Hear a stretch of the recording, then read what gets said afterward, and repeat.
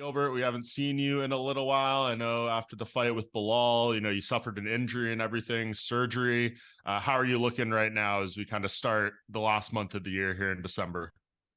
No, I'm great. I'm 100% free, back to training, no pain, injury free. I didn't have surgery yet, almost. I Mm, didn't have surgery, but my ligament was literally hanging on the shoulder. My deltoid and my AC joint was very compromised, so I had to rest a lot. I couldn't do much. I couldn't run. I couldn't do anything for like 3 months, and then started my PT, and then I put a couple stem cells, and now I'm back to training. right. Is worst injury you've had so far in your career, would you say? I guess so. Yeah, it was the worst injury. I even the doctor said you should stop in the first round. You couldn't move your arm. It could make it even worse. But whenever I was there, was no quit on me. I decided to fight and end up losing, but it was no quitting on me. Almost end up bad, because if I needed surgery, it could be a longer time out of the sport. Yeah, well, thankfully you're sounding good now. I mean, was it a hard few months there, like mentally and physically too, not being able to maybe train the way you usually do? Yeah, 100% was hard. It was horrible. Like the first, it was hard to transition, because I got short notice. I fought, no excuse. End up losing. It's all good, we're not gonna win every single time. But the hardest part was, okay, I lost, get short notice, no problem. I'm gonna rest a little bit and then I'm gonna go back on my routine. That was the tough one because I couldn't go back. Now I lost and I gotta deal with that injury, and it was a long process.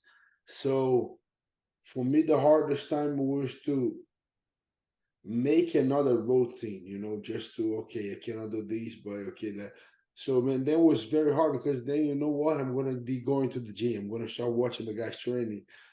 But that was not good, Like I was going there, I was helping a couple guys, but then I couldn't do much. I couldn't even help. I was just kind of coaching, talking. The first week it was okay, but after that, I'm like, no, like that's even harder because I'm here, I'm seeing everything, and I cannot do it. So, and then that transition was hard. Then I would start kind of taking over the daddy duties, start with my kids every day, like waking up, get ready to school, bring them to school, then pick them up, and then playing more. They're having a football season. They both play American football. I was helping them allow with football season, going to the practice. So when I make that a routine, that was a little easier to deal with. Yeah, that's good. Doing the fatherly stuff that maybe you don't get to pay as much mind to. Is there things you can work on, like as far as your game though, while you're doing that injury, whether it's just like watching tape more or breaking down certain things from like a different perspective, maybe where you can't focus as much just on the training? Yeah, that's what another thing that I had to do. So I did two commentators from LFA. I'm gonna Mm, do another one next week on the 15th before the UFC.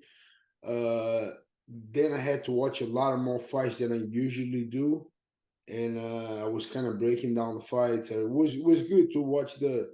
I watched a couple Hamza fight and Kamaru Usman to do the breakdowns. Was able to see a lot of more things.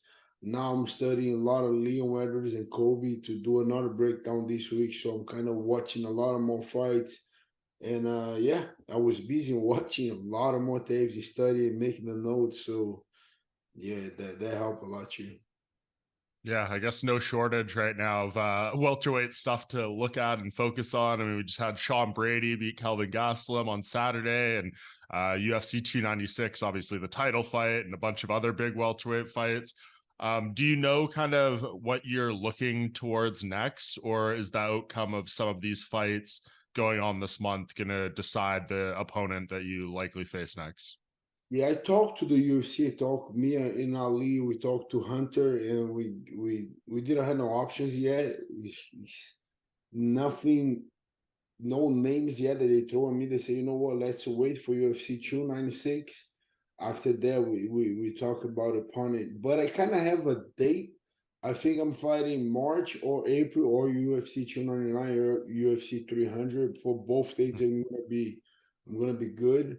But let's see how 296 play off, because one opponent that I really love to fight would be Kobe. But he's fighting for the title. It's not even a possibility. I gotta wait for all that going on. I think Leon Anderson is going to win that fight, but then we still gotta wait anyway. So I'm gonna wait till 296, and after that we should have a name a week or 2 weeks after that. Yeah, I mean, I'd love to see you and Colby. I think that would be a great fight, but I don't know. Like, what do you even think if he loses that fight? Do you think he continues on? Like, is it going to be another 2 years before we see him fight again? Like, is that something that you kind of look at and be like, maybe I don't know if I want to hitch my name to him because he's kind of unpredictable in terms of like when he fights and stuff. Uh, yeah, that's another thing that was talked to you. So I say I don't know if he's gonna fight quickly. So and then that was the thing that maybe the UFC 299 might be in Miami. So Mm, that okay, if he's in Miami, maybe, but they still not sure if he's in Miami or not. I don't know if he's gonna wait or not, but I just know one thing. If this guy got 3 title shots, for sure I'm gonna get my second title shot. right. Yeah. I mean, when you break it down, as you said, you're kind of looking at the tape. Do you think he does beat Leon? Can he beat Leon? Like, what does he need to do to get that done? Or do you think this is a good matchup for Leon from his side? I think it's a good matchup for Leon, to be honest, because uh, Kamaru Usman had a lot of success against Kobe when he was southpaw, and then for sure they both wrestling kind of changed a little bit, but Leon is very long. His reach is very big. It's gonna be easy for him to kind of stuff the takedowns and defend and keep the fight on the feet. And he's way more dangerous than Kamaru, way more crispy. The hands are quicker, the kicks are good. I think he's gonna be able to defend the takedowns and kind of outstrike Leon because of his precision and he got a lot of power. He got a lot of pop on the kicks, a lot of pop on the hands too. So I do think Leon is gonna win. It's not gonna be easy, but I think he gonna get it done. Yeah, definitely. It's gonna be interesting. And then after that, I assume I don't know if they're gonna do the Bilal fight, but do you feel like you just get back and do a win and you're right back in there? I feel like you're such an established name in this division. You just need to get a win under your belt and you're easily in that discussion. Yeah, for sure. I think one or two wins. It depends on the win. We saw a big example that I think on that too was Charles Oliveira. He lost to Mm. Islam Makhachev. Very, very impressive win by Islam. But then Charles take a little time off, got back and get impressive wins against Benil Dariush. And boom, he was next for the title. So I think it depends who I'm fighting next and depends how the fight goes. If I get a big name and I go out there and beat the guy in a spectacular way, I think I'm next one for the title shot. But we gotta wait for Bilal. That's the one that I really want that one back, because like I said, I could quit. I could like stop that fight in the first round, but I decided to fight, and he's still acting like he beat me. Like, oh, I beat this guy on 2 weeks' notice. Yeah, you did, but it was clear that I was. It's not even an excuse. I was hurt, but that's the one that I wanted that one back so bad. Like it doesn't. It kind of makes sense for me. It doesn't make sense for him right now. But if I could pick, that was the one that I'm taking. But he's next for the shot. So, but that's the one that I really want that one back. Yeah, it seems like everyone who loses to Bilal wants to fight him again. We just saw Sean Brady. Were you impressed by his win against Kelvin Gastelum the other night? I was very, very. We have a lot of common friends, me and Sean Brady. So I heard from my friends that he's very, very good. And whenever I saw that first round that he took that Kelvin Gastelum down so easy, I kind of predicted, said, man, I think he's going to take him down over and over. He's going to be on top.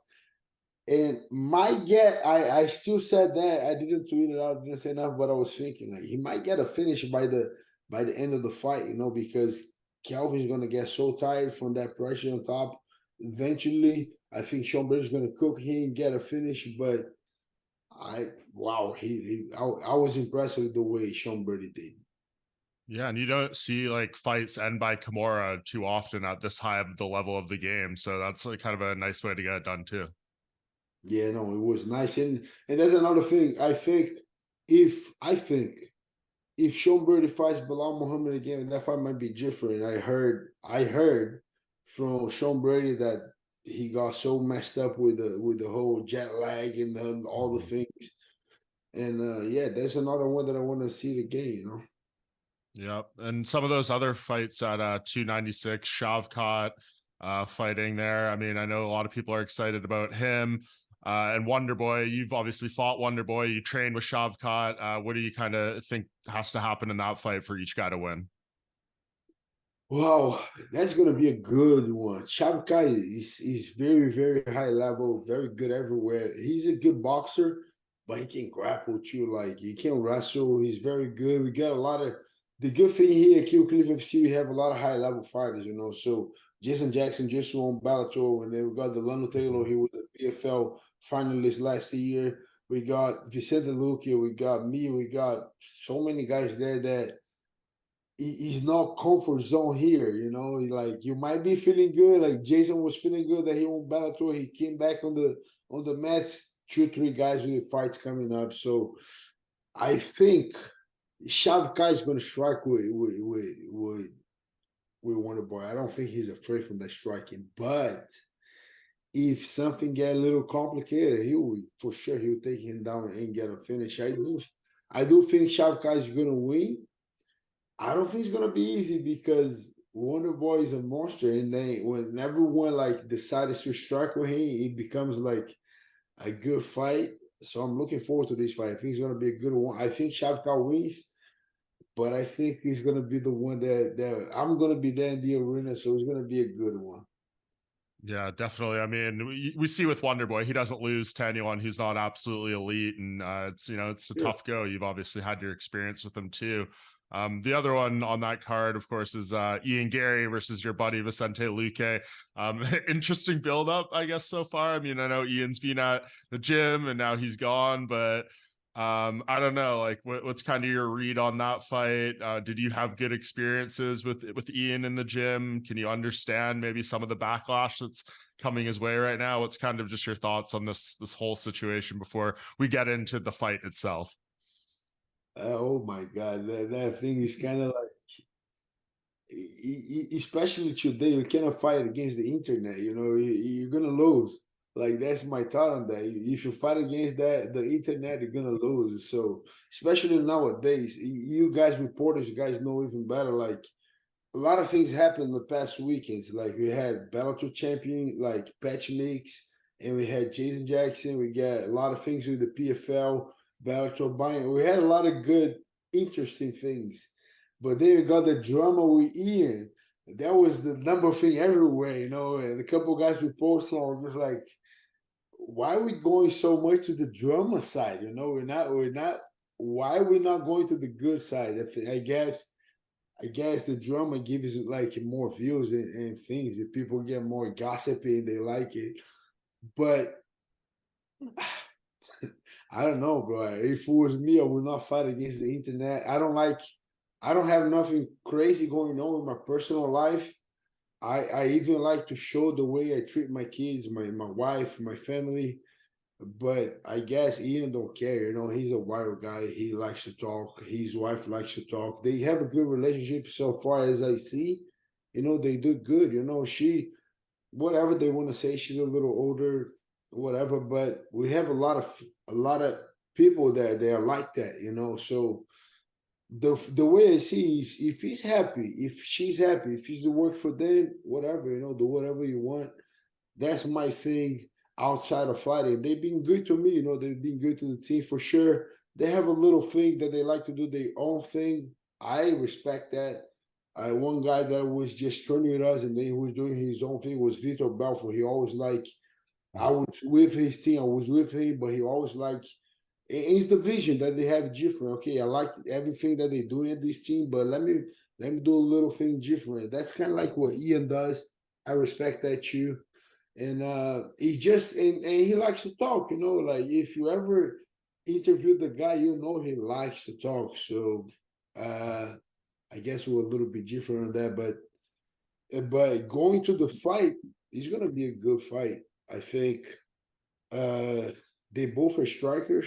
I would say uh for sure Ian, the younger guy, the fastest guy, he's gonna come like he comes quick, you know, he starts fast, he got good volume, good kicks, good hands.